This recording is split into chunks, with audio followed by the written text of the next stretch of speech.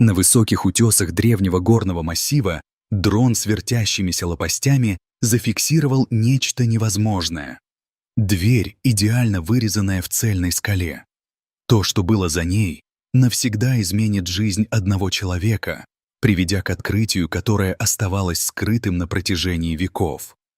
Утренний туман цеплялся за склоны гор, пока Бен Маршалл настраивал камеру дрона. 3 года методичного обследования этих утесов не принесли ничего, кроме камней и теней. Но теперь... «Стоп! Что это?» — пробормотал Бен. Пальцы замерли над контроллером. Он прищурился, глядя на монитор. Сердце забилось быстрее. 4К камера дрона зафиксировала нечто невозможное. Чистые, геометрические линии вырезаны в скальной поверхности, частично скрытые за веками растительности. «База, вы это видите?» Его голос трескался по рации. Грид координаты Эссидим, высота примерно 2400 футов. Дрон медленно приближался. Его пропеллеры вращались против горного ветра. Когда утреннее солнце пробилось сквозь облака, оно осветило то, что явно было дверью, края которой были слишком точными, чтобы быть естественными, а поверхность украшали изношенные, но отчетливо вырезанные узоры. Прямо за дверью находился огромный валун, безмолвный хранитель, защищающий любые секреты, скрытые в объятиях горы. Бен круто зажмурился, произнося тихую молитву. После многих лет поиска следов утерянной цивилизации на этих горах, возможно, это и есть то, что они искали. «Отправьте координаты наземной команде», — сказал он по рации, стараясь сохранить спокойствие в голосе. «Думаю, мы только что нашли свою первую настоящую зацепку». Волнение наземной команды трещало в радиоэфире, но Бен едва слышал их. Его взгляд оставался прикованным к монитору, методично документируя каждую деталь двери. Годы аэрофотосъемки научили его терпению, искусству запечатления всего прежде, чем условия изменятся. Голос члена наземной команды прервал его размышления. «Как ты узнал, что надо подниматься так высоко?» — спросил он. Бен отрегулировал режим зависания дрона, обеспечивая стабильную съемку. «Я не знал. Это была просто случайность. Но это открытие как-то соответствует старым историям. Тем о храмах, построенных там, где утреннее солнце впервые касается гор.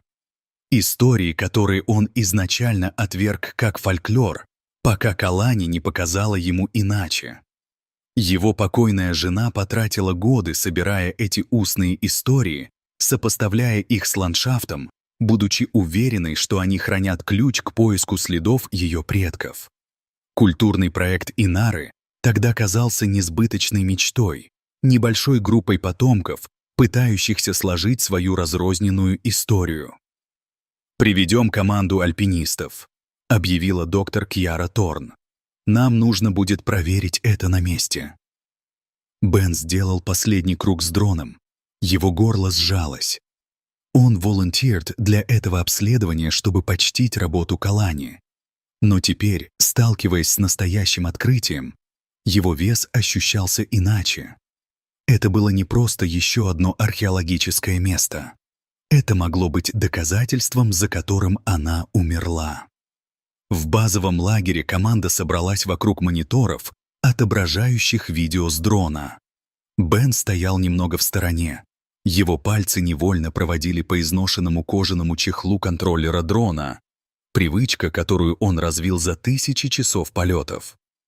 3 года назад он использовал эти же навыки для съемки роскошной недвижимости и свадеб на курортах. «Они не просто исчезли, Бен», — настаивала она, ее глаза сверкают убеждением. «Они защищали то, что было важнее всего. Свои знания, свои традиции. Они прятали все это туда, где их угнетатели не могли достать». Память перенесла его к их последнему разговору в больничной палате. Голос Калани был слабым, но ее хватка на его руке была сильной. «Пообещай мне», — прошептала она. «Пообещай, что ты поможешь им найти свой путь обратно». Спустя несколько часов ее не стало, оставив его с новорожденной дочерью Зарой и миссией, которую он едва понимал. Хорошо. Подготовка альпинистской команды вновь вернула его в настоящий момент. Они обсуждали маршруты подхода и протоколы безопасности. Но внимание Бена привлекло что-то в улучшенной видеозаписи. Серия концентрических кругов у основания двери. «Доктор Торн!» — крикнул он, подходя ближе к экрану. «Эти отметки похожи на паттерны в исследовательских журналах Калани». Антрополог наклонилась ближе, поправляя очки. «Те, что были из юбилейных интервью?» «Да». Бен достал свой планшет, быстро находит соответствующие файлы. Калани неоднократно документировала эти символы. Старейшины описали их как знаки знаний, места, где их предки сохраняли важные записи. Доктор Торн внимательно изучала оба изображения. Это добавляет новый уровень доверия к нашим находкам. Но, Бен, она замялась, подбирая слова с осторожностью. Нам нужно управлять ожиданиями. Даже если эта дверь ведет куда-то, века воздействия. Я понимаю, мягко перебил Бен. С годами он научился балансировать надежду с реализмом, но Калани всегда говорила, что инары были мастерами сохранения. Они знали, как защищать важное. Базовый лагерь гудел от активности, пока альпинисты завершают свои приготовления. Оборудование проверялось, запасные планы подтверждались, и метеорологические отчеты отслеживались. Бен наблюдал за всем этим с сочетанием профессионального сосредоточения и личного волнения. Утро следующего дня наступило ясным и свежим, идеальные условия для восхождения. Скала достаточно стабильна для подхода, но они рекомендуют подождать до завтра для реального восхождения. Им нужно еще 24 часа, чтобы контролировать любые потенциальные структурные слабости. Бен кивнул, пытаясь скрыть свое нетерпение. Это имеет смысл. Хотя он указал на безоблачное голубое небо. Погодные условия здесь notoriously капризные. Нам стоит воспользоваться этими условиями, пока они длительны. Я видел, как быстро в этих горах могут развиваться штормы. Доктор Торн задумалась на мгновение, а затем уверенно кивнула. Ты прав. Я поговорю с геологической командой о том, чтобы ускорить их окончательные проверки. Тем временем она достала детальную топографическую карту. Почему бы тебе не присоединиться к нам в планировании наиболее безопасного подхода? Твои навыки в управлении дроном могли бы помочь выявить любые потенциальные опасности, которые мы могли упустить из наземных обследований. В следующие несколько часов все стало суматошной подготовкой. Бен работал вместе с Кензо Ямамото, ведущим специальным альпинистом, сопоставляя видео с дрона с геологическими данными. Скала имеет достаточно точек для закрепления, чтобы поддержать дополнительный вес. К середине дня команда экспедиции обрела формы. Кензо выбрал 4 опытных альпинистов.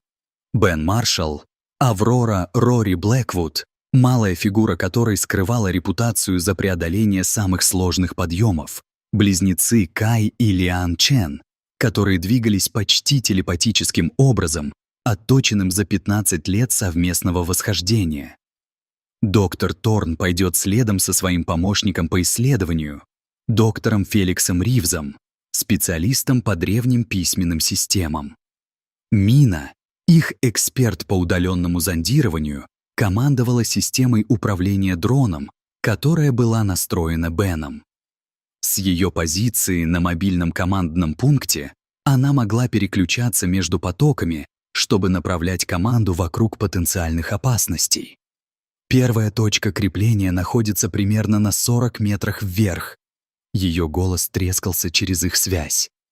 Есть естественный выступ, который должен обеспечить хорошую поддержку. Восхождение началось методично, с Кенза на переднем плане, а Бен следом за ним. Свет позднего послеобеденного солнца ловил изношенную поверхность скалы, открывая замысловатые резьбы вокруг дверного проема, которые почти не были видны на ранних записях. «Передаем это в базу сейчас», — объявила Мина, ее пальцы стремительно работали над панелью управления. «Доктор Торн, вы получаете улучшенную потоковую передачу?» В базовом лагере доктор Торн наклонилась ближе к своему монитору. Ее выражение сосредоточенное. Сейчас видно четко. Эти узоры не похожи на ничего в нашей справочной базе.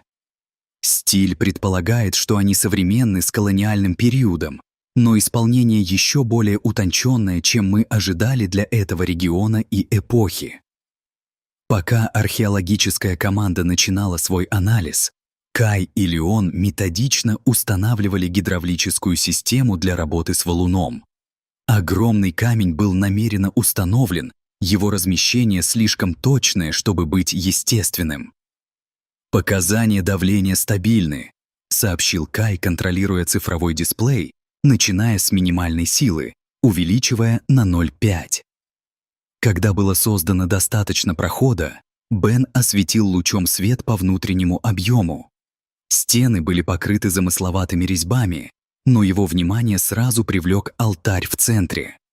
Его изношенная поверхность несла те же характерные знаки, что и снаружи, но было нечто еще, маленькое, идеально круглое углубление, которое заставило его сердце пропустить удар.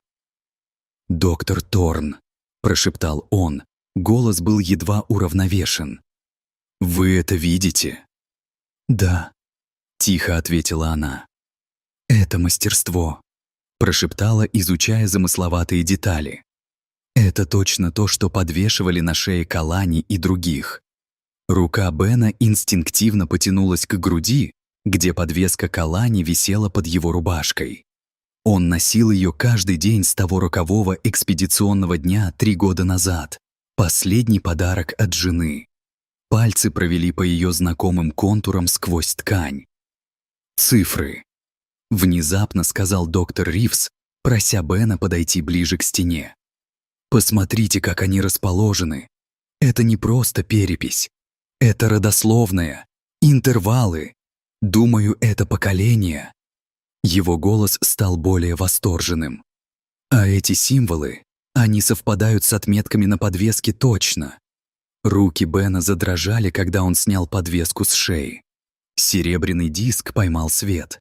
Его древний символ вдруг ожил новым смыслом. Калани всегда говорила, что это семейная реликвия, переходившая через поколения по линии ее матери. «Это подвеска», — сказал он, голос наполнился эмоциями. Калани всегда говорила, что это более чем просто украшение. Она говорила, что ее бабушка сообщила ей, что это ключ к пониманию их прошлого. С дрожащими пальцами он поместил подвеску в углубление на алтаре. Она идеально подошла, как будто ждала всех эти века своего возвращения. Его взгляд охватил камеру, половину ожидая, что скрытые проходы материализуются из теней. Вместо этого его луч фонарика поймал что-то неожиданное. Изящный кристаллический диск, висящий на древнем алтаре. Его поверхность блестела в искусственном свете. Рассматривая углубление более внимательно, он заметил вторую канавку вокруг крепления подвески. «Здесь есть какой-то стеклянный элемент», — прокричал он, осторожно поднимая прозрачный диск. Он идеально вошел в более крупные канавки вокруг подвески. Эффект был немедленным. Мягкий синевато-белый свет излучался от подвески, проецируя узор неправильных отметок на стенах камеры. И доктор Ривз, и доктор Торн наклонились ближе к своим мониторам обратно в базовом лагере, внимательно наблюдая через видео с головной камеры Бена, как свет пересекался с вырезанными текстами. «Эти углубления», — шел голос Бена через их динамики, когда его палец проводил по узорам. Камера следовала за его движением. Смотрите, на верхней части каждого раздела. Они точно совпадают с проецируемым узором. Каждый раздел связан с другими через эти помеченные точки. Это не просто запись, это нарративная паутина. Бен отступил, пока они работали. Его свет скользил по более широкому пространству стены. Именно тогда он увидел ее, фреску, частично скрытую в алькове. На картине была изображена женщина. Ее лицо строгое и гордое, носящее то, что явно было подвеской к Аланни. В одной руке она держала ребенка, в другой — копье, направленное вниз, не в угрозе, но в защите. Его горло сжалось. Глаза женщины были полны той же яростной решимости, которую он видел в глазах Калани всякий раз, когда она говорила о своем наследии, о историях, которые ее бабушка передавала. Внезапно волна воспоминаний накрыла его. Его вид замутился, когда слезы наполнили глаза. Он прижал ладонь к холодной каменной стене, стабилизировать себя. Истина была здесь все это время. Терпеливо ждала, точно так же, как настаивала Калани, но ей никогда не суждено было увидеть это. Никогда не смогут провести ее пальцами по этим стенам, никогда не смогут доказать, что сказки ее бабушки на самом деле были тщательно сохранившейся историей, переданной через поколения сильных женщин, как та, что была изображена перед ним. «Доктор Торн», — смог произнести он, его голос едва слышен шепотом. Она была права. Во всем. Когда группа начала путь обратно вниз по горной тропе, доктор Торн и доктор Ривз соединяли фрагменты истории, открытые в этой горной камере, и, как и следовало ожидать, начала вырисовываться более крупная картина. Подвеска, переданная через родовую линию Калани на протяжении поколений, была не просто ключом к скрытым камерам. Она была частью сложной системы хранения знаний, охватывающей века. Они обнаружили, что древняя цивилизация создала обширную сеть священных пространств по всему архипелагу. Каждая камера содержала разные части их истории: сельскохозяйственные знания, астрономические вычисления, медицинскую мудрость и духовные учения. Старейшины, предвидя надвигающуюся катастрофу, закодировали всю свою жизнь в этих скрытых святилищах. Согласно показаниям, когда работорговцы пришли, они не просто забрали людей, но и попытались стереть целый образ жизни. Но посмотрите на эту последовательность. Вмешался доктор Ривз, его курсор двигался по их общему экрану. Символы показывают, как старейшины предвидели это. Они создали эту сеть скрытых камер, каждая из которых сохраняла разные аспекты их знаний, их традиций. Когда недели превращались в месяцы, выпадали новые кусочки. Команда обнаружила, что некоторые созвездия, упомянутые в историях, рассказанных бабушкой Калани, идеально соответствовали местоположениям других скрытых камер. Непонятные рифмы, которые поколения детей пели во время игр, содержали закодированные астрономические данные. Даже традиционные узоры, ввовен в семейные гобелены, содержали математические принципы, которые сохранялись на протяжении веков. «Это экстраординарно», — заметил доктор Ривз однажды вечером, окруженный картами и распечатками данных. Они не просто сохранили свою историю, они сохранили свое будущее. Эти сельскохозяйственные записи в сочетании с современными климатическими данными могут помочь нам понять устойчивые методы ведения сельского хозяйства. Их астрономические наблюдения могут заполнить пробелы в нашем понимании долгосрочных небесных паттернов. Открытие изменило не только исторические записи. Оно стало стимулом возрождения культурной гордости среди коренных сообществ региона. Молодежь начала восстанавливать связь с историями своих бабушек и дедушек, теперь понимая их не как простые сказки, а как звенья в разрыве неразорванной цепи, которое выстояло перед невозможными обстоятельствами. Когда солнце зашло за горизонт, Бен стоял в базовом лагере, наблюдая, как новые команды археологов и коренных ученых приходят. Они приходили, вооруженные как современными технологиями, так и древними историями, готовые открыть еще больше камер, расшифровать еще больше знаний, преодолеть больше разрывов между прошлым и будущим. Истина не просто сохранилась, думал он, касаясь чехла от подвески. Это было защищено, воспитывалось и передавалось до тех пор, пока мир не был готов его понять. И это было только начало. Когда еще многие камеры ждали открытия по всему архипелагу, он не мог не задуматься, какие другие древние истины скрыты, ждущие подходящего момента и подходящих людей, чтобы вывести их на свет. Что вы знаете о своих предках? Пошли бы вы в экспедицию в далекую страну, чтобы узнать больше о их образе жизни? Напишите нам в комментариях ниже. Если вы хотите присоединиться к другим невероятным путешествиям открытий, не забудьте нажать кнопку подписки и звонок, чтобы получать уведомления. Увидимся в следующем видео.